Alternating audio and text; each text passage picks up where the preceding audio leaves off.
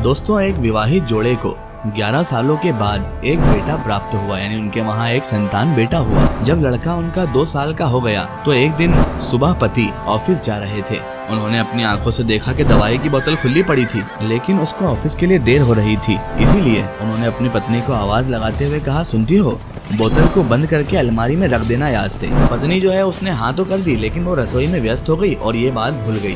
वो लड़का खेलते खेलते बोतल के पास चला गया और रंग बिरंगी बोतल और दवाई देखकर बोतल उठाकर वो सारी के सारी दवाई पी गया। कुछ देर बाद जब माँ रसोई के काम से निपट कर इधर आई तो उसने अपने बेटे को देखा तो वो बेहोश पड़ा हुआ था जमीन पर और वही बोतल पास में पड़ी हुई थी। माँ ने घबराकर उसे उठाया और अस्पताल लेकर चली गई, लेकिन डॉक्टर ने उसे मृत घोषित कर दिया। उस माँ को यानी उस औरत को समझ नहीं आ रहा था कि अब उसके पति का वो कैसे सामना करेगी और उसे क्या कहेगी। जब पति को ये सब बात मालूम चली और फोन आया तो वो बहुत परेशान होकर अस्पताल आ गया। अपने बेटे को मृत देखकर उसने अपनी पत्नी से सिर्फ 5 शब्द कहे, मैं हमेशा तुम्हारे साथ हूँ, बेफिक्र रहो। पति की ये बात सुनकर पत्नी हैरान हो गई। पति समझ चुका था कि अब उनका बेटा कभी वापस नहीं आ सकता और शायद सुबह वो खुद ही बोतल रखकर लापरवाही करे बगैर चले जाता तो ऐसा नहीं होता। उस माँ ने यानी उसकी पत्नी ने एकमात्र संतान को खो दिया था। इस स्थिति में पत्नी को सबसे ज्यादा जो जरूरी था वो था पति का साथ और पति का प्यार और उसका सहारा। इसलिए उसके पति ने ऐसा किया। दोस्तों, इस कहानी से हमें सीख मिलती है कि जीवन में हम दूसरों को दोष देने में पूरी जिंदगी निकाल देते हैं, लेकिन कमी हमारे अंदर भी होती है सामने वाले की तरह। इसलिए अपनी कमी को तलाशें और उन्हें सुधारें,